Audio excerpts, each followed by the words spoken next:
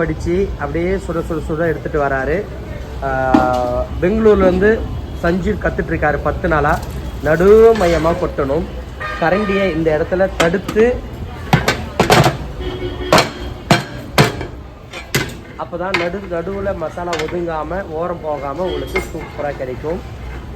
முதல் லேயரை கொட்டி அப்படியே சமப்படுத்தி விட்டவொடனே ஆயிலும் நீரும் மேலே வருது, கறியும் மசாலாவும் அடியில் இருக்குது.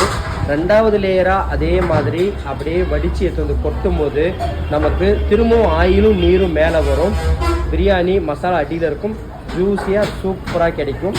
வீடியோ உடச்சி காமிக்கிறேன் பாருங்கள். எல்லாருமே நடுவில் சாதம் குழஞ்சிடுச்சு மசாலா இருக்குதுன்னு சொல்கிற மாட்டீங்க.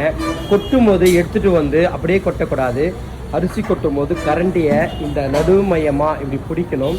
அதில் அரிசி கொட்டும் போது மசாலா அப்படியே ஒதுங்காமல் நமக்கு சூப்பராக எல்லா பக்கமும் ஒரே ஈவனாக கிடைக்கும்.